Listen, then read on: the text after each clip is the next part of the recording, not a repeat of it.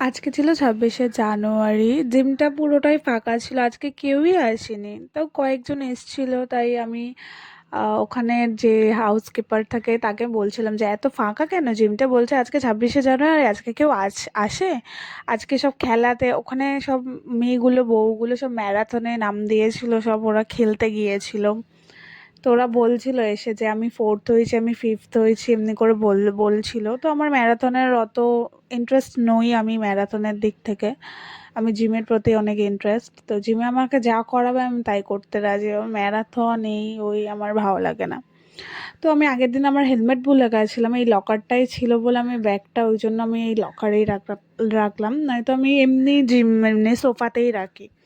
আজকে জিমে একটা লোক ছিল, একটা থেকে দুটো, আর একটা ট্রেনার ছিল, মানে আমরা 3-4 জন ছিলাম, আর কেউ নেই। আমার তো খুব ভালো লাগছিল।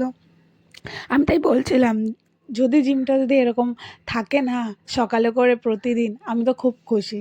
বলছে মাঝে মাঝে এমনি থাকলে ভালোই লাগে। আমি বলে হ্যাঁ। তো আমার আজকে ছিল চেস্ট আর বাইসেপ ট্রাইসেপ ছিল। ও করলাম, আস্তে আস্তে করলাম, কারণ আজকে খুব ভালো লাগছিলো যে জিমটা করতে, যে খুব সুন্দর করে আমি করেছি। কিন্তু কি, আমি বেশিক্ষণ থাকতে পারিনি, আমি 2-3 ঘন্টা থেকে চলে গেছি। আর 1-2 ঘন্টা থাকলে হয়তো ভালো হতো।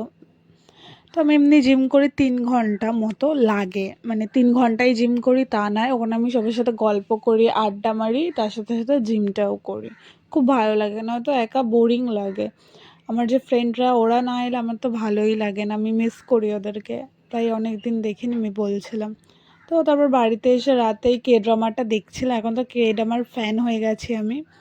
তো তারপর রাতেই মোমো খেয়েই শুয়ে পড়েছিলাম, তো আর কিচ্ছু করিনি বাট তারপরের দিনকার আমি গেছিলাম আইনক্সে মুভি দেখতে আমার একটা ফ্রেন্ডের সাথে, বন্ধুদের সাথে সবাই গেছিলাম।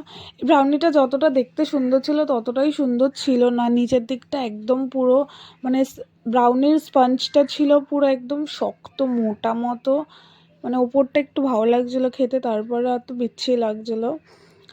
তো এই শাড়িটা পরে কেমন লাগছে একটু বলবে। আমার খুব ভালো লাগছিলো, আমার অনেক দিনের পরার শখ ছিল, তো আজকে পরে